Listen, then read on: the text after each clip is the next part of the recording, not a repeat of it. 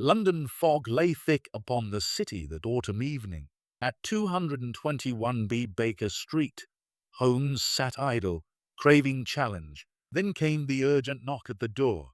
Sir Reginald Hawthorne was found dead in his study at his grand Mayfair residence. He had been poisoned. A glass of brandy overturned beside him, and a cryptic cipher message clutched in his cold hand. Scotland Yard saw it as a simple suicide, the victim overwhelmed by business woes. But Holmes saw a link, the peculiar blend of ink scent and tobacco ash on the paper. One link in a chain that would bind a killer. A hansom cab rattled past in the fog, its wheels echoing on the wet cobblestones. Chapter 1. The first link. I set down these events as they occurred, recording every observation so that the chain of deduction might be followed by any keen mind. The fog that autumn evening pressed thick against the windows of 221B Baker Street, carrying the damp, musty smell of the Thames mingled with sharp coal smoke rising from 100 chimneys. Holmes sat idle in his armchair by the glowing coal fire, drawing thoughtfully upon his pipe. The strong tobacco scent filled our sitting room, its bitter taste lingering on my tongue even from across the space. The smooth bowl of his pipe felt cool in his long fingers as he turned it absently, eyes half closed in boredom. Mrs. Hudson's familiar footsteps climbed the 17 worn stairs. She knocked lightly before entering. "Mr. Holmes, Inspector Lestrade is below with urgent business," she said, her voice edged with worry. A gust of bitter fog followed Lestrade through the door, making the fire crackle and spit. His rough tweed coat dripped moisture onto the rug, and the faint carbolic smell of the police station clung to him. "Evening, gentlemen," Lestrade began, warming his cold hands at the flames. "Sir Reginald Hawthorne, wealthy merchant, was found dead in his Mayfair study this afternoon. Poison, by all appearances." A glass of brandy overturned beside him, and a peculiar cipher message clutched in his dead hand. My men lean toward suicide. Business troubles, they say, but something doesn't sit right. Holmes's eyes gleamed with that peculiar light. He set his pipe aside and reached into the Persian slipper for fresh tobacco. "Describe the scene precisely, Lestrade. Omit no detail." We soon descended to the street and hailed a hansom cab. The wheels clattered loudly over wet cobblestones as we rattled through the fog-bound streets of London. Rain pattered steadily on the roof. Distant fog horns moaned from the river, and Big Ben told the hour with deep, solemn notes. Inside the cab, the worn leather seats carried the faint scent of old newspapers left by previous passengers. The air grew colder as we neared Mayfair. The Hawthorne residence stood grand and silent, its gaslights flickering weakly through the mist. The butler, Jenkins, met us at the door, pale, trembling, his voice low. "This way, gentlemen." The study door stood ajar. Inside, the air hung heavy with lingering tobacco smoke from Sir Reginald's own pipe, overlaid by the bitter edge of coffee and the sweet residue of spilled brandy. The body slumped forward at the desk, skin icy to the touch despite the small coal fire still smouldering in the grate. An open window had let in the chill fog, making the room feel like a morgue. "Observe carefully, Watson," Holmes murmured, pacing rapidly before the desk. He lifted the cipher paper from the dead man's stiff fingers. The sheet felt damp and rough under my fingertips from the invading mist. "The first link presents itself." He held the paper to the gaslight. "This ink bears a distinctive chemical aroma, sharp, almost metallic, unlike any common writing fluid." He steepled his fingers under his chin. "Such ink is supplied exclusively by Hargreaves and Son in Cheapside, who prepare custom blends for confidential ledgers. Sir Reginald's firm purchased a quantity only last month." I recalled the affair of the Norwood builder with perfect clarity. In that case, a young man was accused of murdering his employer, yet Holmes spotted peculiar green-tinged ink on a forged suicide note. The ink came from a rare dye used solely by one small printer in Lambeth. The criminal had overlooked the watermark on the paper, which matched stationery stolen from the victim's office weeks before. Cab drivers later placed the suspect near that very printer on the night of the crime, despite his claimed illness. Link by link, the deception unraveled. The note had been planted after the murder to mislead us. Physical traces had betrayed the scheme completely. Chain 118 words. Therefore, Holmes continued, this cipher was written recently within Sir Reginald's immediate circle, not by some distant foe. The link forges strong. Watson, did you spot it before I named the stationer? He turned next to the victim's boots. The second link, reddish clay mixed with fine coal dust, clings to the soles. He crouched, examining closely. Such soil exists only near the Whitechapel foundries, nowhere near Mayfair or Sir Reginald's club. Yet his household staff insist he remained at home all day. This brought to mind the red-headed League affair. Their pawnbroker's assistant showed boots caked with distinctive clay from a secret excavation, though he claimed confinement to his sickbed. Holmes traced the soil to a bank tunnel being dug nearby. The man had forgotten that boots remember every step. Witnesses later placed him at the tunnel mouth. The chain tightened around the thieves, proving how the ground itself bears witness against even clever alibis. Chain 102 words. Thus Sir Reginald left his house secretly before death. The connection hides in plain sight. Can you see it forming? A third link appeared in the tobacco ash scattered near the desk. This ash derives from rare Turkish blend, not Sir Reginald's usual coarse shag. Only one tobacconist in London stocks it regularly. His nephew Percy Hawthorne is a known customer. Holmes saw 3 links where others saw coincidence. How many did you spot? What chain would you build from these observations alone? We questioned the butler Jenkins in the dim hallway. His voice shook as he recounted discovering the body. The maid Eliza spoke hesitantly by the kitchen fire, describing Sir Reginald's last hours. Lady Victoria, the widow, arrived weeping, clutching her leather gloves. A telegram from nephew Percy expressed shock from his club. Business partner Elias Blackwood and rival Thomas Langley had both visited earlier that week. As night deepened, we returned to Baker Street in another rattling hansom. Holmes plucked absently at the strings of his Stradivarius violin, the soft notes drifting through the warm tobacco-scented room. The fire crackled gently. The first link forged. The chain begins. Chapter 2. Forging connections. I confess that even after witnessing Holmes' first deductions in the study, the links remained faint to my eye. Yet already the chain was lengthening, and the next morning we set out to test each fragile strand. The fog had lifted slightly by breakfast, though a bitter chill still clung to the streets. Holmes drank his hot tea in silence, the steam rising with the faint bitter coffee scent that lingered from his earlier cup. He then reached for his coat, eyes bright with purpose. Our first destination was Hargreaves and Son, the Cheapside stationer whose special ink had marked the cipher. We travelled by hansom cab. The wheels rattled sharply over the uneven cobblestones, and the horses' hooves clopped in steady rhythm. The cab interior smelled of damp wool and old leather, while outside the coal smoke from factory chimneys stung the nostrils. Big Ben struck 10 as we passed Westminster. The shop stood narrow and dim between taller buildings. A bell tinkled as we entered. Mr. Hargreaves himself, a thin man with ink-stained fingers, greeted us warily. "Gentlemen, how may I serve?" His voice carried the rasp of long hours over ledgers. Holmes produced the cipher paper, still faintly damp. "This ink, sir. Your blender, I believe." He held it close so the sharp chemical odor could be noticed again. Hargreaves sniffed and nodded slowly. "Indeed. We prepare this metallic blue-black exclusively for 3 clients, a law firm, a bank, and Hawthorne Imports.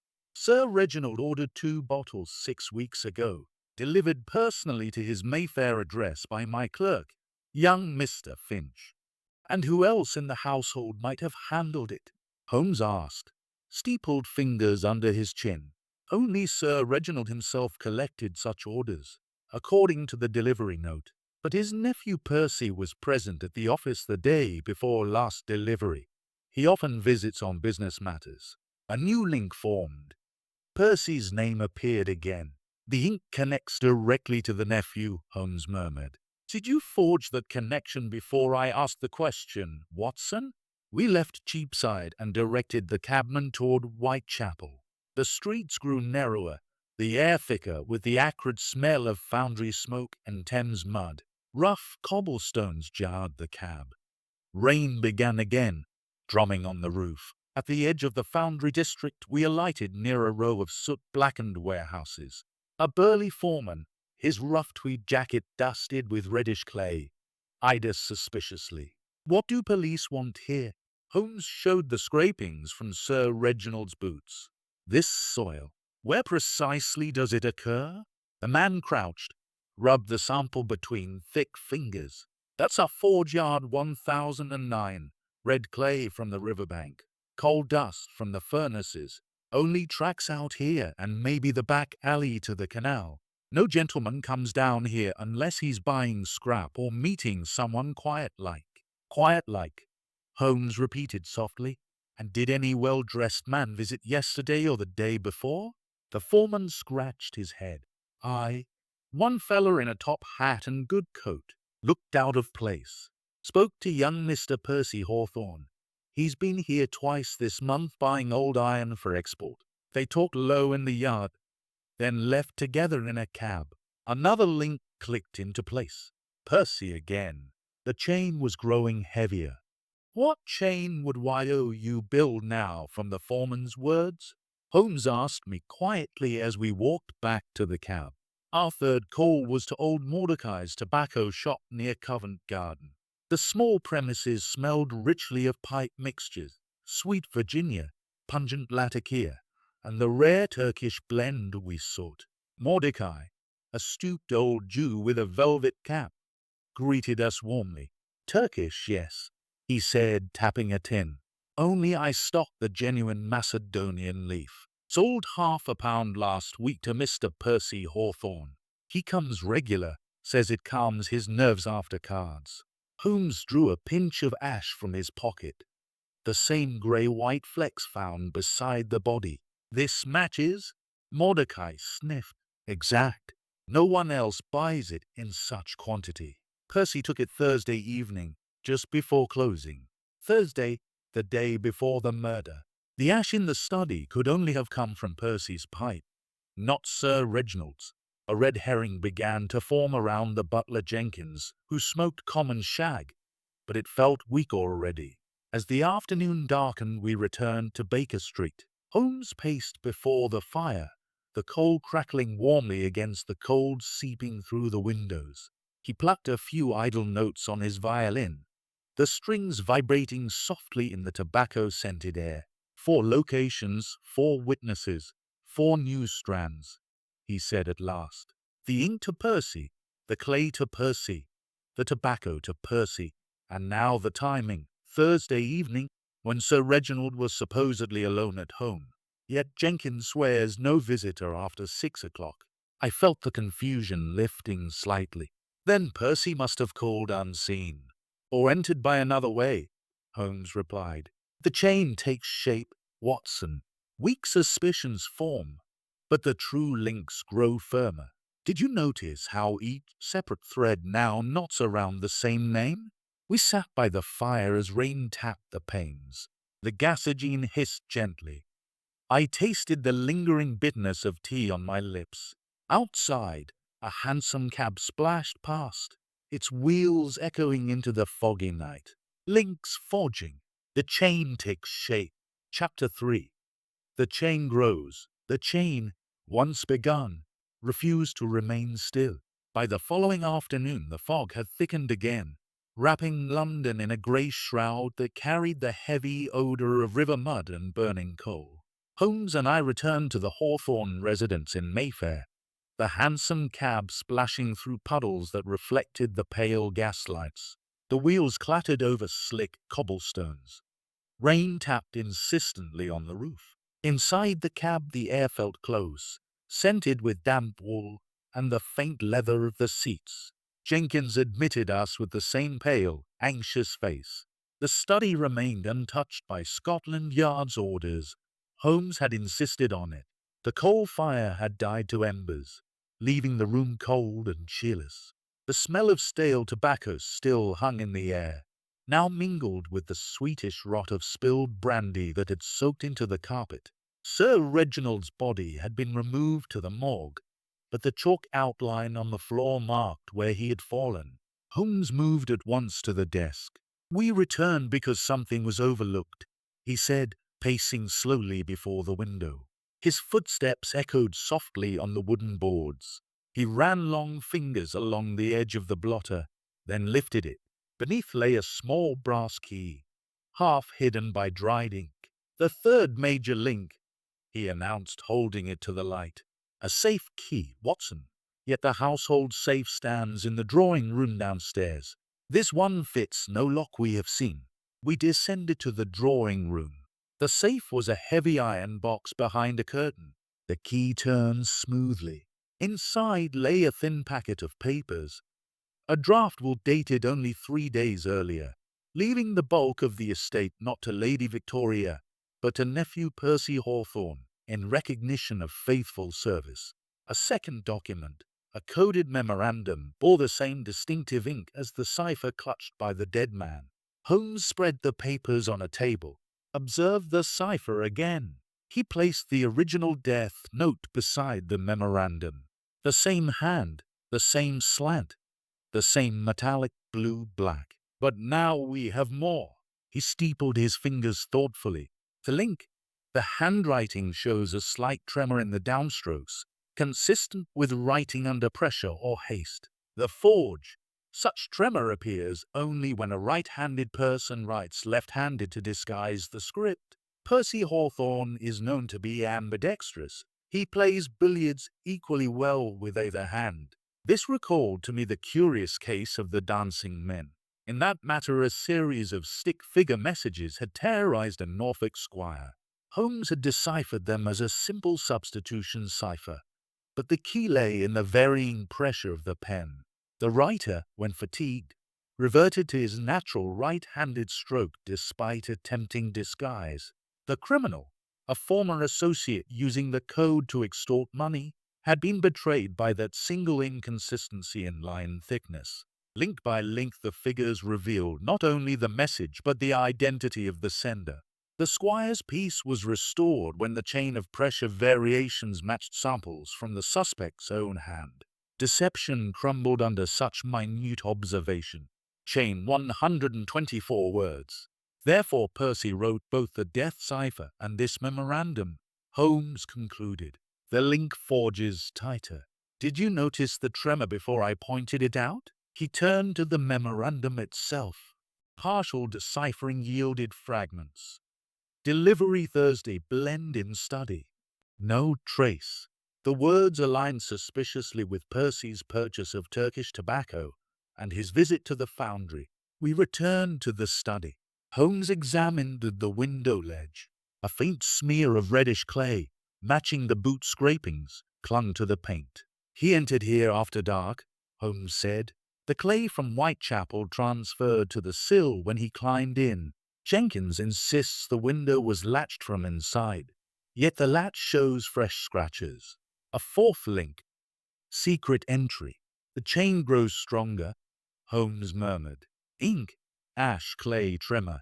Now forced entry disguised as suicide." We interviewed Lady Victoria once more in the morning room. She sat by a small fire, her hands clasped tightly in her lap. The room smelled faintly of carbolic soap and lavender. "My husband was troubled," she said in a low voice. "Debts, yes, but he never spoke of ending his life. Percy visited often lately, always asking for advances." Her words carried no accusation, only quiet suffering. I felt a pang for her innocence amid the gathering storm. At the morgue later, the cold stone walls and sharp smell of carbolic made me shiver. The attendant drew back the sheet. Holmes examined the lips and tongue. No residue of cyanide or arsenic. The poison was subtle, likely digitalis, administered in the brandy. Taste would be masked by the spirit. Back at Baker Street that evening, Holmes sat before the fire, pipe in hand. The coal crackled warmly. Outside rain drummed steadily. He plucked a slow, thoughtful phrase on his violin. The notes hung in the tobacco-scented air. 5 links now bind Percy Hawthorne, he said at last. Ink from his firm's supplier, ash from his tobacco, clay from his foundry visit, tremor of disguised hand, entry by the window, each separate, yet together they form an unbreakable strand. I nodded. The pattern clearer at last. The suicide theory collapses. Precisely. The chain grows stronger. Logic binds. Chapter 4. Testing the links. By the 4th day the fog had settled low and heavy over London, carrying the thick smell of coal smoke and wet stone. Holmes rose early, his energy sharp and restless. He paced before the fire, the coal crackling warmly against the chill that seeped through the windows. The bitter taste of strong coffee lingered on my tongue from breakfast. We must now test every link we have forged, he said, drawing upon his pipe thoughtfully. Weak ones will shatter. The true chain will hold. Our first test took us to the cab rank near Mayfair where Percy claimed to have spent the evening of the murder. The driver, a grizzled man named Tompkins, sat hunched on his box, breath steaming in the cold air. His rough tweed coat smelled of wet horse and tobacco. Thursday night, sir? Tompkins scratched his chin. I took a young gent in top hat from Hawthorne's club to Whitechapel round 9 o'clock. Dropped him near the foundries. Picked him up again near midnight. Same place, and brought him back to Mayfair. Said he was visiting a supplier. Paid extra to keep quiet. Holmes's eyes gleamed. Did he mention a name? Only that it was business. Looked nervous, though. Kept glancing back. Link tested. Percy's alibi cracked. The foundry visit matched the clay on the boots and silk. Next we called at the office of Thomas Langley, Sir Reginald's business rival. The clerk showed us into a small waiting room smelling of ink and old paper. Langley received us stiffly, his leather chair creaking as he leaned forward. I visited Sir Reginald 2 days before his death, he admitted. We argued over a shipment contract, nothing more. I left by 5:30. Haven't seen him since. Holmes produced the Cipher paper. This ink? Your firm uses the same supplier? Langley frowned. We do, but so do 6 others in the city. I've no cause to forge notes or poison brandy. A brief examination of Langley's boots showed only ordinary London mud, no reddish clay. His timeline was confirmed by 3 witnesses. The rival link weakened and broke. From there we hastened to the gambling club in St. James's, where Percy was a frequent visitor. The doorman, a burly fellow with a scarred cheek, recognized Holmes at once. M.R. Percy? Aye, he was here Thursday till 8:30. Lost heavily at faro, over £200. Left in a foul temper, muttering about needing money quick. Another fracture. Gambling debts supplied motive, yet the timing placed him at the club during part of the critical hours. Still, the cab ride to Whitechapel filled the gap. We returned briefly to the Hawthorne house. In the butler's pantry Jenkins polished silver with nervous hands. The room smelled faintly of carbolic and polished wood. You insist no one entered after 6? Holmes asked. Jenkins swallowed. I locked the front door myself, sir, but the side gate to the mews, I sometimes leave it unlatched for tradesmen. I may have forgotten that night. A small confession, but it opened the possibility of unseen entry. The butler's link trembled but did not yet snap. Our 5th test led to Percy's rooms in Half Moon Street. He was not at home, but his valet admitted us reluctantly. The sitting room carried the strong scent of Turkish tobacco. An ashtray held fresh grey ash matching that in the study. On the mantel stood a small brass box, identical in style to the one Sir Reginald kept for private papers. Holmes opened it with the duplicate key he had quietly taken from the safe. Inside lay a torn page from Sir Reginald's new will, the portion naming Percy as heir. A half-burned letter fragment read, "The blend will do the work quietly. No suspicion." The valet paled. "I swear, sir, I knew nothing of this." Link tested and held firm. Physical evidence now tied Percy directly to forgery and planning. Finally, we visited Lady Victoria in the drawing room. She sat by the small fire, her hands clasped in her lap. The air smelled of lavender and faint coal smoke. "My husband changed the will in secret," she whispered. "He told me only that Percy had earned his trust through hard work. I never suspected poison." Tears came. Her suffering was genuine, her confusion complete.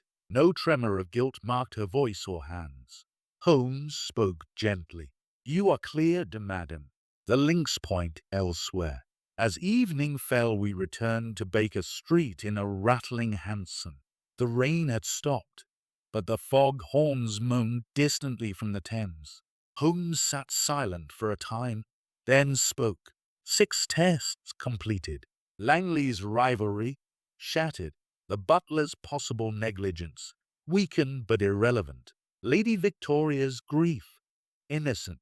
The cabman, the valet, the gambling debt, the hidden papers, all tighten around Percy Hawthorne. The false trails have fallen away.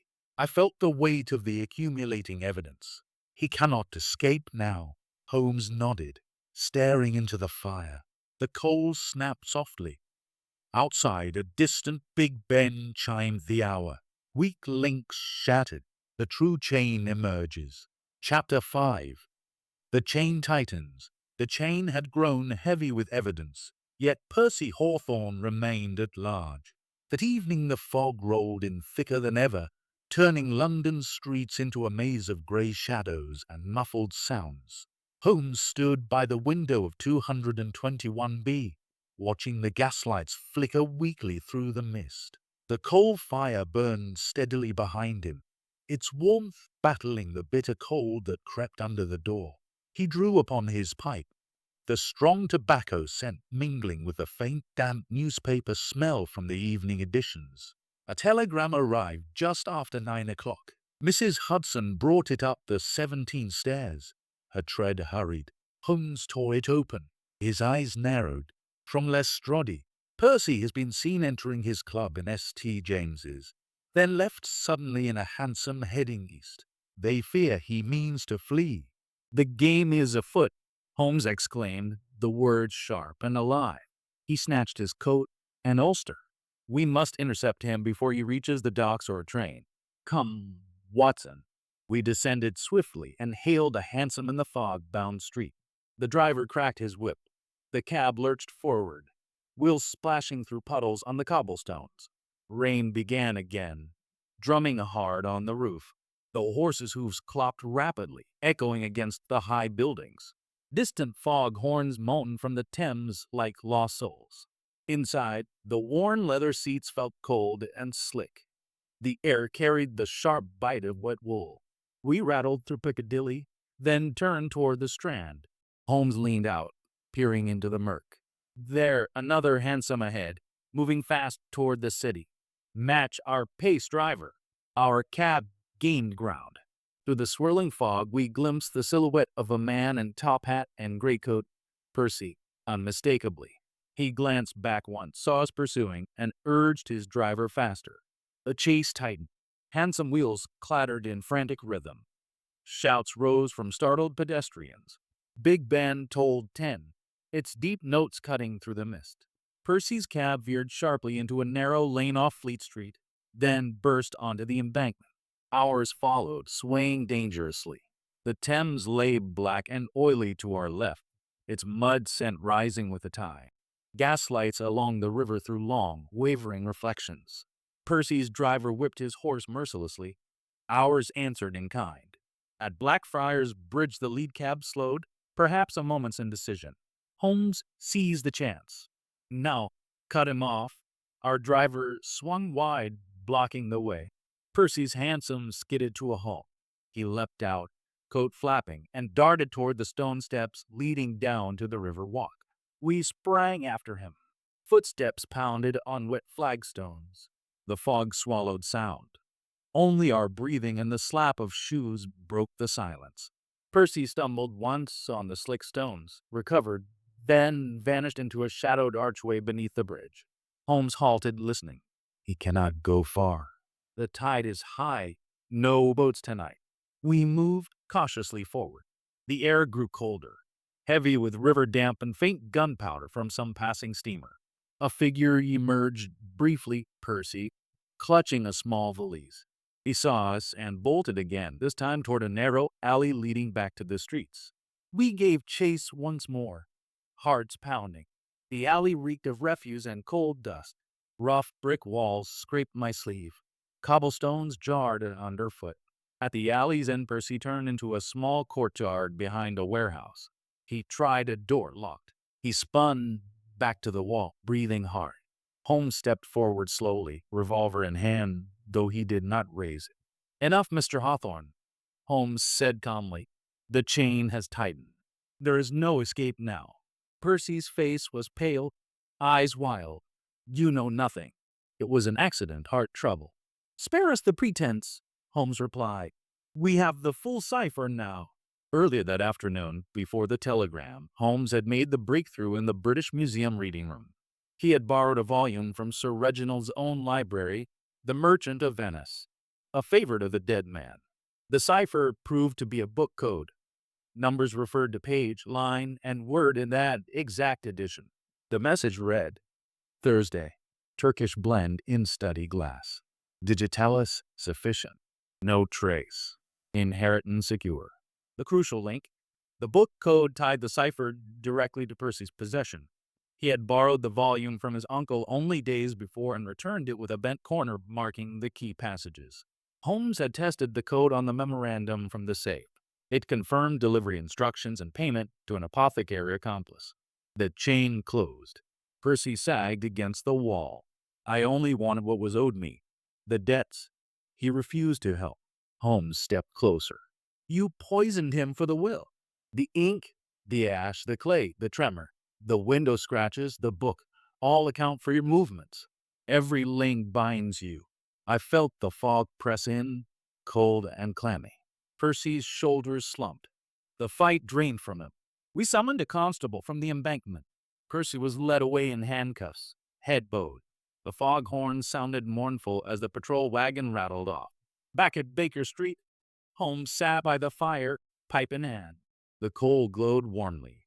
The room smelled of tobacco and hot tea I had poured. Rain tapped the window panes. The breaker came with a book, he said quietly.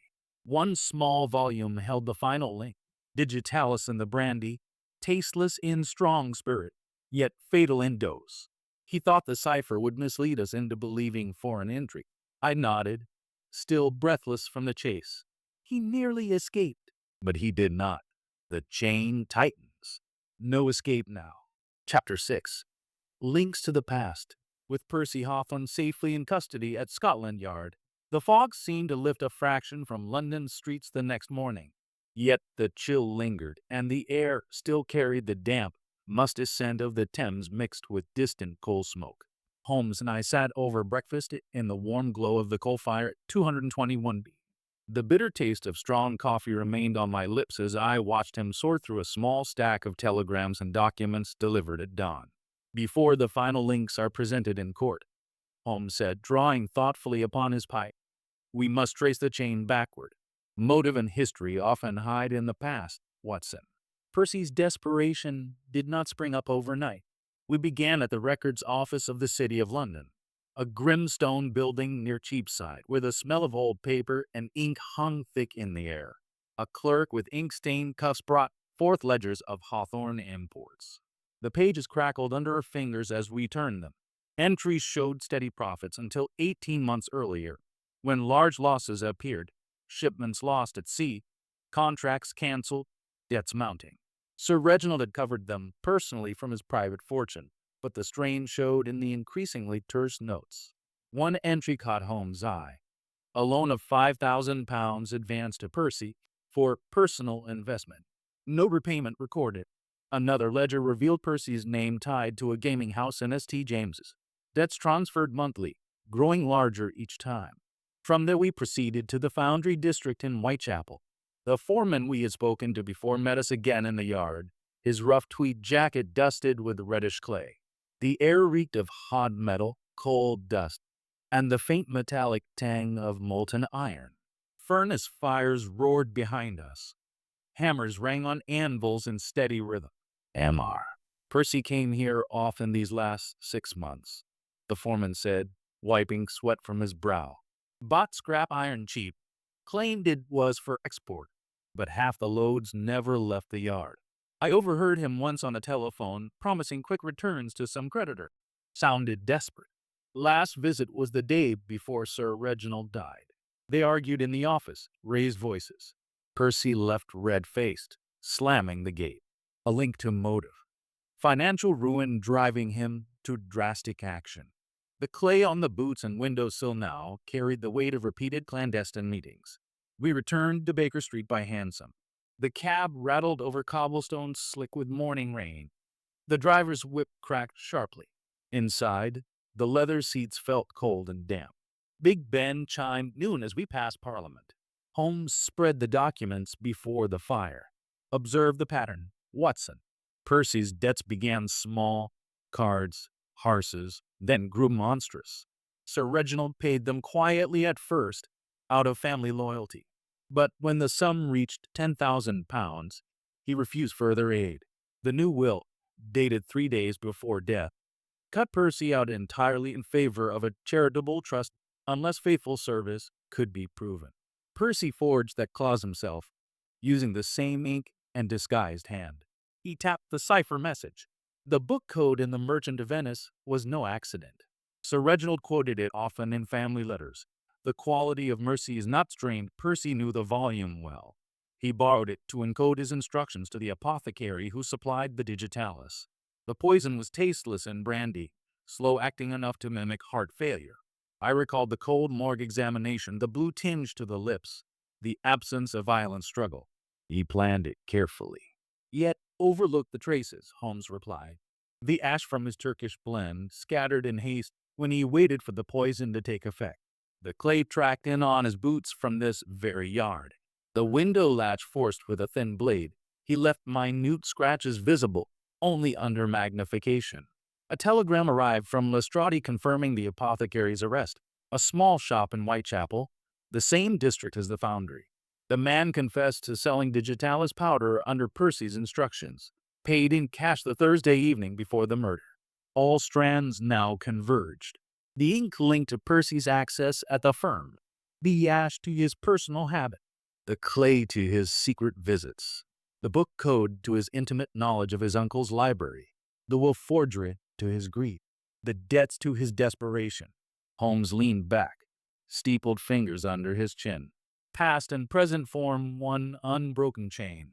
The boy who once played at his uncle's knee grew into a man consumed by entitlement. When charity was withdrawn, he chose murder over reform. I felt the weight of it settle. A tragic fall. Tragic for the victim, Holmes corrected gently. The criminal chose his path. Now he must walk it to the end. Outside, rain began again, tapping softly on the panes. The fire crackled. The gasogene hissed faintly. Holmes plucked a slow, mournful phrase on the Stradivarius, the notes drifting through the warm tobacco-scented room. Every separate thread, financial, material, personal, now knots into one. The history explains the motive. The motive illuminates the method. Past and present, one unbroken chain. Chapter 7. The complete chain.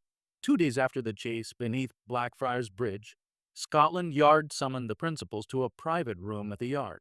The fog outside pressed against the tall windows, dulling the gaslight to a sickly yellow.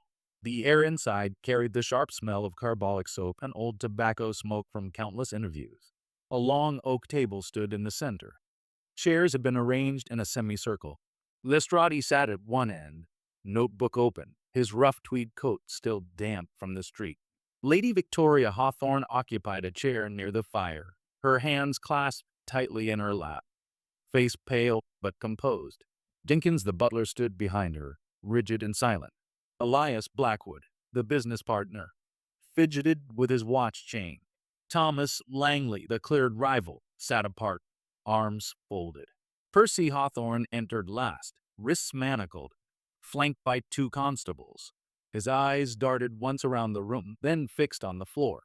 Holmes stood before the hearth, back to the small coal fire that crackled softly. He waited until the door closed, then began in his calm, measured voice. "Gentlemen, madam, we are gathered so that every link in this chain may be examined openly. When you eliminate the impossible, whatever remains, however improbable, must be the truth. Here, the impossible was suicide. What remains is murder deliberate, planned, and executed by Percy Hawthorne." He stepped forward and laid the cipher paper on the table. "We begin with the physical evidence links." He pointed to the ink.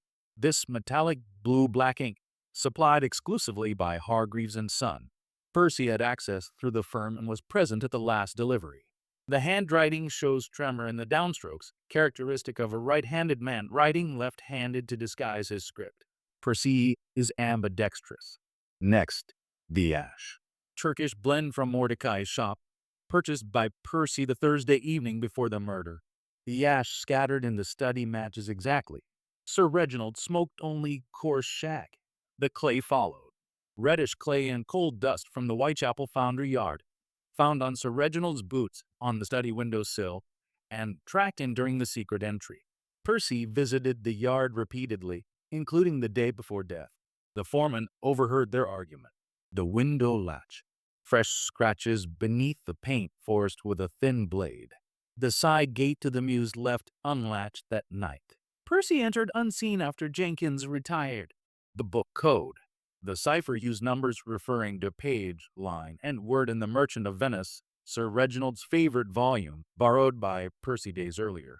Decoded, it reads, Thursday. Turkish blend in study glass. Digitalis sufficient. No trace. Inheritance secure instructions to the apothecary accomplice. Percy shifted in his chair. The manacles clinked faintly. Now the timeline links, Holmes continued. Thursday evening. Percy buys tobacco, visits the foundry, collects digitalis. He attends his club until 8:30, then takes a cab to Whitechapel, argues with his uncle, returns to Mayfair by midnight. He enters by the window, mixes the poison in the brandy glass, waits for the digitalis to act slow, mimicking heart failure, then flees the same way. Jenkins finds the body next morning. The cipher, written in disguised hand, is placed in the dead fingers to suggest foreign intrigue or suicide note.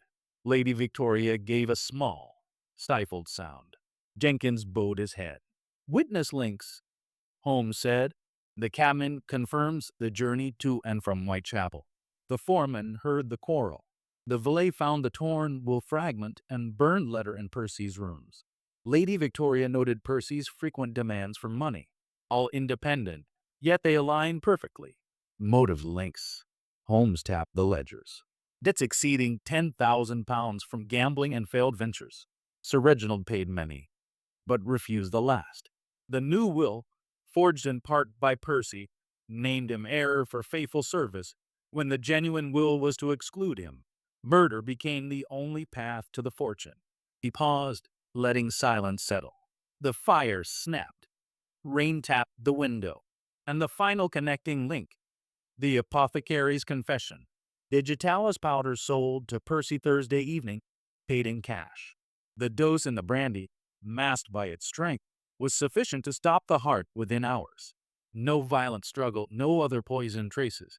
The chain closes. Percy lifted his head at last. His voice cracked. I never meant. The dose was to frighten him, make him pay. He clutched his chest. I panicked. The cipher was to throw you off. I thought. You thought the yard would see only suicide. Holmes said quietly.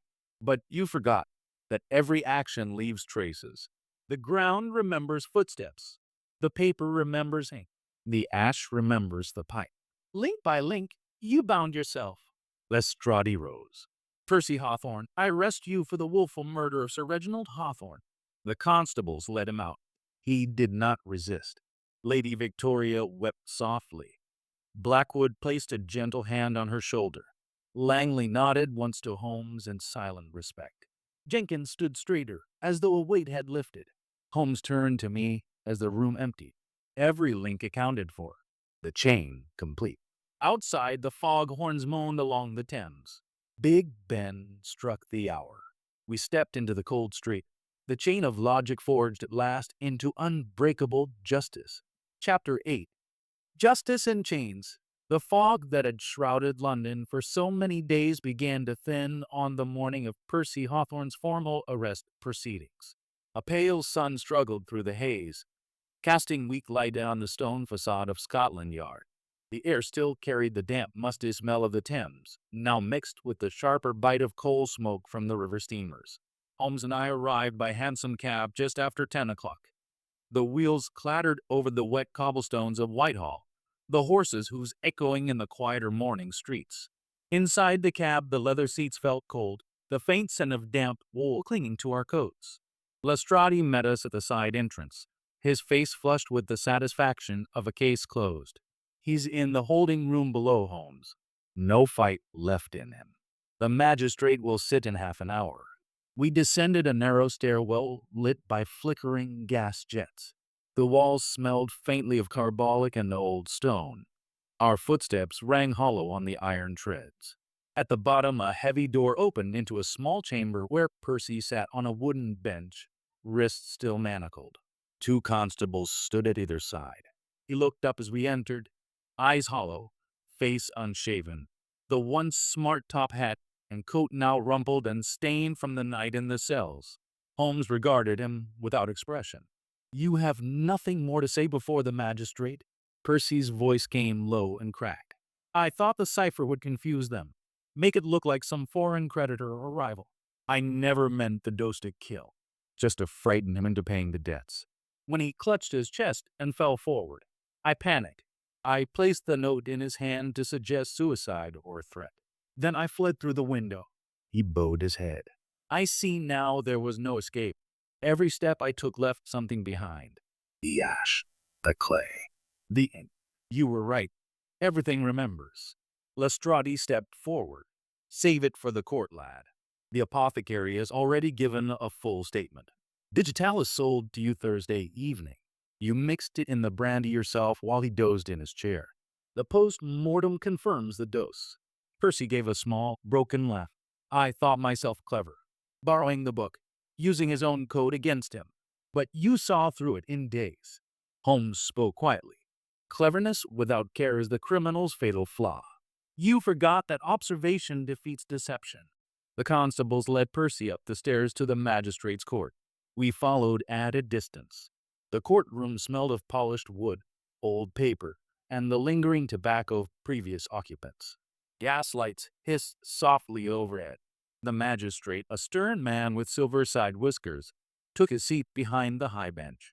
Lady Victoria sat in the front row, veiled and silent, supported by Elias Blackwood. Jenkins stood at the back, hat in hand. The clerk read the charge. Willful murder by poisoning. Percy stood in the dock, head bowed. When asked for his plea, he whispered, Guilty. A murmur ran through the small assembly. The magistrate raised an eyebrow but proceeded. Evidence was summarized swiftly. The cipher, the book code, the ledgers of debt, the apothecary's testimony, the physical traces. No defense was offered. The magistrate committed Percy for trial at the Old Bailey, remanding him in custody. As the court emptied, Lady Victoria approached Holmes near the door. Her voice trembled but held steady. Thank you, Mr. Holmes, for seeing the truth when others saw only despair. My husband. He deserved justice, not the shadow of suicide. Holmes inclined his head. The truth was always there, madam. It merely required forging the links. Outside, the fog had lifted enough for weak sunlight to touch the river. We walked along the embankment. The Thames flowed gray and steady, its mud scent rising with the tide. A steamer hooted in the distance. Big Ben chimed the quarter hour. Holmes lit his pipe, the strong tobacco cutting through the damp air. "Lestrade will take the credit in the papers," he said with faint amusement. But the yard did its part: swift arrest, proper preservation of the scene. The chain held because every officer followed procedure. I nodded. "And the loose ends?" "The apothecary faces accessory charges, supplying poison knowing its use. He claims ignorance of the intent, but the cash payment and Thursday timing bind him. The forged clause will be struck. The genuine document, discovered in the safe after Percy's arrest, restores the estate to Lady Victoria with provision for charitable works as Sir Reginald intended." We paused by the river wall. A cold wind stirred the thinning mist.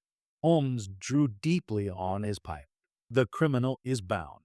The innocent cleared. Justice, though slow and imperfect, has served." A hansom cab splashed past, its driver calling for fares. We hailed it and returned to Baker Street. The 17 stairs felt familiar underfoot. Mrs. Hudson met us at the landing with hot tea and a plate of biscuits. The sitting room smelled of fresh coal and the lingering sweetness of brandy from the Tantalus. Holmes settled into his armchair, violin across his knees. He plucked a few idle notes, slow, reflective. The fire crackled warmly. Rain began again, soft against the panes.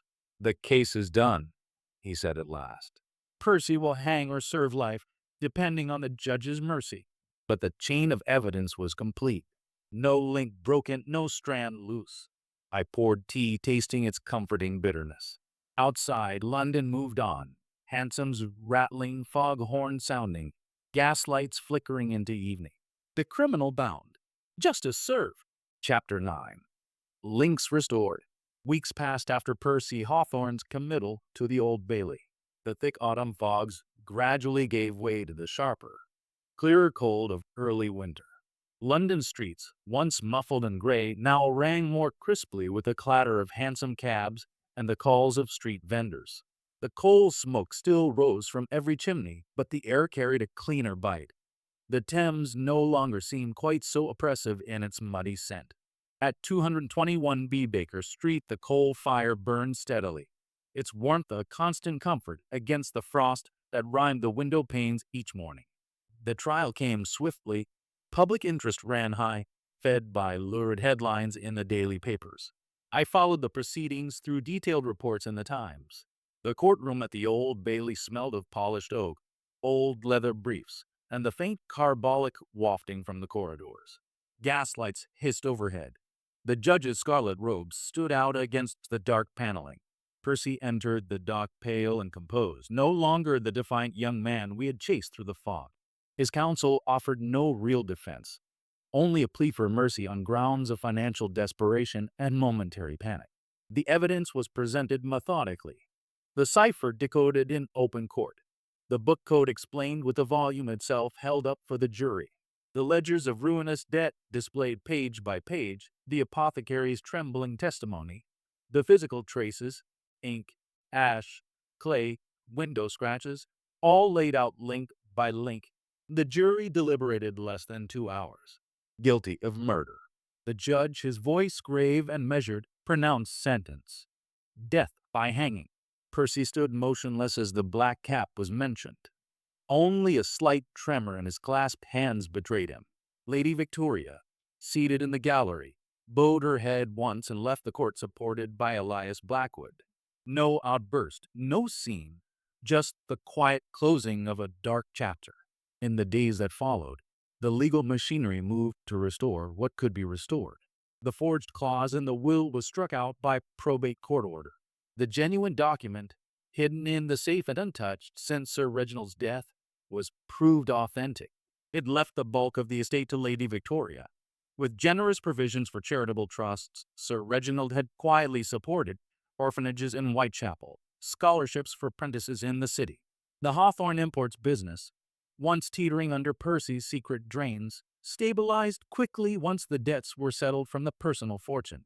Elias Blackwood assumed active management with Lady Victoria's approval. New contracts were signed, shipments resumed. and the ledgers began to show modest profit once more. Lady Victoria herself emerged slowly from mourning. We called upon her one crisp afternoon at the Mayfair house. The study had been cleaned and aired. Fresh flowers stood on the desk where the body had lain. The air smelled faintly of lavender polish and coal smoke from the newly lit fire. She received us in the drawing room, dressed in quiet half-mourning, her hand steady as she poured tea. "I could not have borne it if the world believed my husband took his own life," she said softly. "Your chain of logic gave him back his dignity, and it gave me back my future." Holmes inclined his head. "The truth was always waiting to be forged, madam. We merely connected what was already there." She spoke of her plans to sell the larger properties and move to a smaller house in Kensington, near the parks. She would continue her husband's quiet philanthropy, perhaps establish a small foundation in his name for young men tempted by gambling houses. "I want no more shadows," she said. "Only light and purpose." Jenkins, the butler, had chosen to stay in service. He greeted us at the door with a dignity restored, no longer anxious, no longer shadowed by suspicion. "The house feels right again, gentlemen," he told me quietly as we left. No more whispers in the corridors. The innocent parties, cleared fully and publicly, began to rebuild. Thomas Langley, once suspected through rivalry, renewed old contracts with Hawthorne Imports and spoke warmly of Sir Reginald in trade journals. Elias Blackwood, loyal partner, earned quiet respect for steering the firm through crisis. Even the apothecary, sentenced to penal servitude rather than hanging for his lesser role, would one day return to a quieter life, scarred but alive. London itself seemed to exhale. The gaslights burned brighter in the evenings. Hansom cabs moved with familiar rhythm along the thoroughfares. Big Ben told the hours with steady assurance. The fog horns on the Thames sounded less mournful, more like a distant lullaby. Shop windows glowed warmly against the early dark.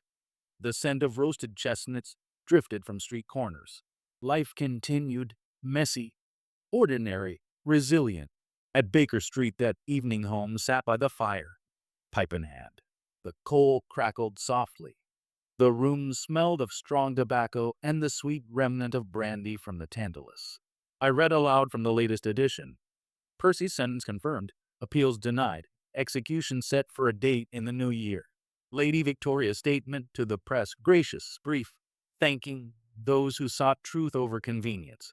Holmes listened in silence, then set his pipe aside. "Order returns slowly," he said, "but it returns." The chain that bound the guilty also freed the innocent. The city forgets its scandals in time, yet the lessons remain for those who observe. Outside, a light snow began to fall, rare for November, soft flakes catching the gaslight. A hansom splashed past below. Footsteps echoed on the stairs as Mrs. Hudson brought up fresh coals. The world turned onward. Order restored to London streets. Chapter 10. By the fire at Baker Street, winter had fully settled over London. Snow dusted the rooftops and pavements outside 221B Baker Street, muffling the usual clatter of hansom cabs to a soft hush. Inside our sitting room, the coal fire burned with a steady, comforting glow. The air carried the rich scent of Holmes' strong tobacco mingled with the faint sweetness of brandy from the Tantalus and the warm, comforting aroma of fresh tea Mrs. Hudson had just brought up. The 17 stairs had creaked under her familiar tread only minutes before. Holmes reclined in his armchair, legs stretched toward the hearth, pipe in hand. The smooth bowl rested cool against his palm as he drew thoughtfully. Across from him, I sat with my notebook open, pen idle for once. The Stradivarius rested on the table between us. Earlier he had played a slow, meditative air, notes that drifted like smoke and settled into the quiet room. The newspapers of the past week had carried the final notices. Percy Hawthorne executed at Pentonville Prison on a bitter January morning. The headlines spoke of justice served, the family name cleared of suicide stain, the estate restored. Lady Victoria had written a brief, gracious letter of thanks which now lay on the mantel beside a small silver box of Holmes' favorite shag. I broke the silence first. "It is done, then. The chain complete from first link to last." Holmes nodded slowly. "A satisfactory conclusion, Watson." Yet every case teaches something new, even to one who has forged many chains. He set his pipe aside and steepled his fingers under his chin, eyes fixed on the dancing flames. Let me summarize the method we employed, for it is worth recording, not merely the facts of this affair, but the science behind it. He leaned forward slightly. The chain begins with observation, not vague impression, but precise detail. The ink's chemical odor, the ash's rare composition, the clay's peculiar color and texture. These are not accidents. They are data. From data we forge connections through logic. The ink leads to Cheapside, the ash to Covent Garden, the clay to Whitechapel. Each link tested separately, yet each strengthens the whole. He paused, letting the fire crackle fill the momentary quiet. In the Norwood Builder case, a single green-tinged ink spot on a forged note demolished an elaborate alibi. Here, the metallic blue-black ink performed the same office, linking Percy to the cipher before any other evidence spoke. In the Red-Headed League, boot clay betrayed the secret tunnel. Here, the same principle traced Percy's clandestine path through the window. In The Dancing Men, varying pen pressure revealed the disguised hand. Here, the tremor in downstrokes did likewise. His gaze grew distant, reflective. The past cases parallel this one in miniature. Each time the criminal believed material traces could be controlled or ignored. Each time they were wrong. The ground remembers footsteps. The paper remembers the hand that wrote upon it. The ash remembers the pipe. Observation defeats deception because nature leaves signatures no forger can erase. He rose and paced slowly before the hearth, hands clasped behind his back. The science of deduction rests on three pillars. First, the collection of facts without prejudice. Second, the elimination of the impossible through rigorous testing. Third, the recognition that the improbable, when all else is impossible, must be truth. Percy's cipher seemed to point toward foreign intrigue or suicide. Yet when we eliminated those by tracing the ink, matching the ash, proving the entry, the remaining explanation tightened around him like a noose. He stopped and turned to me. You saw the links form slowly, Watson. At first you missed the tremor in the handwriting, the significance of the borrowed book. Yet by the end you saw the pattern as clearly as I. That is the true education of these affairs, not that I solved them, but that any keen mind, trained to observe, may follow the same path. I smiled faintly. I confess the chase under Blackfriars tested my lungs more than my logic. Holmes gave a rare, quiet chuckle.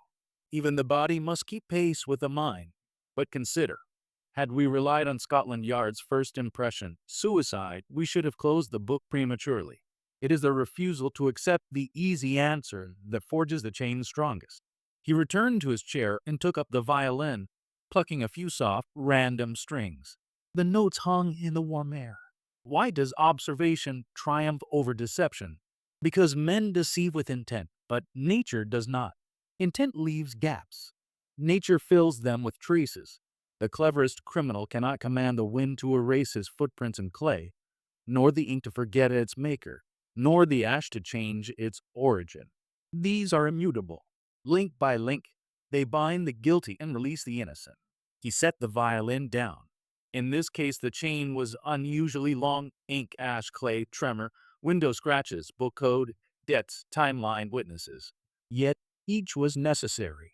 Remove one, and doubt might linger. Together, they left no room for Mercy's plea. Outside, snow fell steadily, blanketing the street in silence. A distant fog horn sounded from the river. Big Ben told the hour with deep, measured strokes. The gasogene hissed gently on the sideboard. Holmes reached for his pipe again, tamping fresh tobacco from the Persian slipper. You, dear reader, may have already deduced much of this before the final link closed. Perhaps you saw Percy's hand in the disguised script, or connected the Turkish ash to his club habits sooner than I named them. If so, you have learned the method. If not, take heart. The chain is always there, waiting only for patient eyes. He drew a long pull, the smoke curling upward in lazy spirals. Until the next puzzle presents itself, until some new shadow falls across these streets, the fire burns, the violin waits, and the game continues. I closed my notebook, feeling the quiet satisfaction of a tale well told. The room held us in its warm embrace. London lay hushed beyond the frosted panes. Until the next chain forges, dear listener, the game continues.